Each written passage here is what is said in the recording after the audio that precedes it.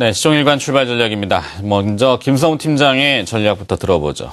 네, 지난주에는 크게 세 가지 이슈가 있었죠. 바로 삼성전자의 실적 발표, 그리고 엔화 약세 지속, 그리고 세 번째로 북한 리스크가 좀 크게 시장의 하방 요인으로 좀 작용을 쓰는데요. 먼저 삼성전자를 좀 점검을 해본다면은 일단 1분기 실적 어떤 시장 예상치를 만족을 시켰습니다. 특히나 IT 업계 비수기라고 할 수 있는 1분기에서 어느 정도 선방했다라는 점이 바로 2분기에 있었던 실적 기대감으로 좀 이어지고 있다라고 좀 봐야 될 것 같습니다. 하지만 아직까지는 외국인 쪽에서 매도가 좀 삼성전자 쪽으로 집중이 된다는 것을 감안했을 때는 아직까지는 4월 달에 어닝 시즌이 좀 불안하다는 것을 좀 우리가 좀 예상을 해볼 수가 있겠고요.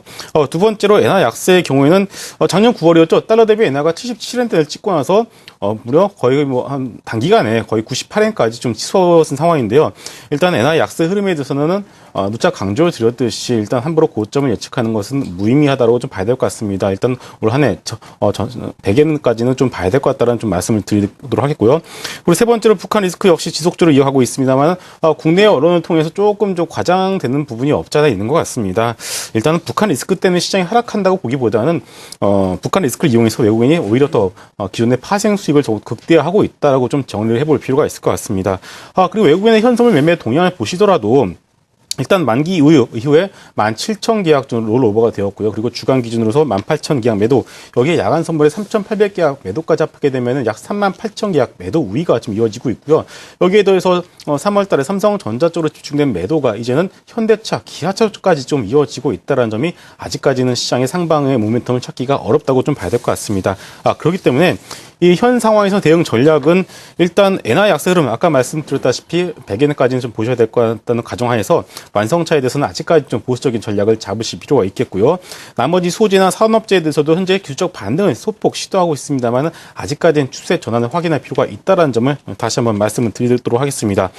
그리고 중소형주의 경우에는 현재 지수가 1950포인트가 무너지면서 코스닥 시장과 마찬가지로 차익 매물이 나오고는 있습니다만 여전히 올 한 해 중소형주 장세에 대한 전망은 밝다는 것을 감안했을 때 현재 조정 구간에서 차익 실현할 종목과 그리고 더 가져갈 종목을 구분하는 그런 포트폴리오 재정비의 구간으로 삼으시면 좋다는 말씀 드리도록 하겠습니다.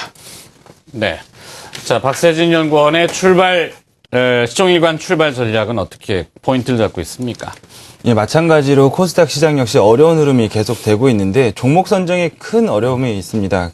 그럴수록 힘들고 좀 앞이 보이지 않는 시장일수록 주요 주체들이 어떤 종목, 어떤 업종에 집중하는가를 좀 참고를 할 필요가 있겠는데 지난주에 가장 눈에 띄는 기관 수급 중에 인터파크와 S24로의 순매수 유입이 좀 눈에 띄거든요. 인터파크의 지난주 한 47만 주, 그리고 S24의 12만 주 가량의 매수세가 기관 수급을 통해서 유입이 됐습니다. 일단 인터파크와 S24 모두 국내 대표적인 전자 상거래 기업이고 코스닥에 상장되어 있는 대표 기업들인데 연초부터 국내 시장에서도 한국의 아마존닷컴과 같은 회사를 찾는데 굉장히 분주한 모습이거든요. 인터넷 상거래 시장 자체가 출혈적인 마케팅 경쟁으로 수익성이 낮을 뿐이지 사실 10%에서 20% 가량의 성장을 지속 중에 있는 고성장 산업입니다. 이들 인터파크와 S24 같은 경우 전자 상거래 업종에 속한 대표적인 업종으로 가장 큰 투자 모멘텀으로 체질 개선이 진행되고 있다라는 부분을 먼저 말씀을 드리도록 하겠는데요. 업체들 좀 자세한 내용을 좀 말씀드리도록 하겠습니다. 먼저 인터파크부터 말씀을 드리면 인터파크의 연결 매출액 중에 75% 가량이 인터넷 쇼핑, 도서, 티켓, 여행의 전자상거래 부분에서 발생이 되거든요. 이 전자상거래 부분 중에 최근 가장 성장성이 높은 부분으로 공연 티켓과 여행 사업 부분이 좀 부각이 되고 있는 상황입니다. 일단 티켓 사업 부분 같은 경우는 전체 티켓 판매 시장의 약 75%를 점유하고 있는 과점 시장을 좀 점유를 하고 있는데 동사 사이트로 직접 방문 유입률이 높기 때문에 가격 비교 사이트와의 수익 배분이 상대적으로 적고요. 티켓 판매 금액 중에 7%의 고마진 수수료를 유지하고 있기 때문에 매출액 증가에 따른 영업이익 마진율이 큰 폭으로 증가할 수 있는 구조라는 부분입니다. 여행사업 부분 역시 국내 항공권, 온라인 부분의 40% 점유율을 차지하고 있는 독보적인 1위죠. 인터넷 여행사업 업체로 그 가장 큰 캐파를 자랑하고 있는데 국내 최대의 그 해외 항공사와 해외 호텔 그 데이터베이스를 보유하고 있는 부분이 그 경쟁력으로 좀 꼽을 수가 있습니다.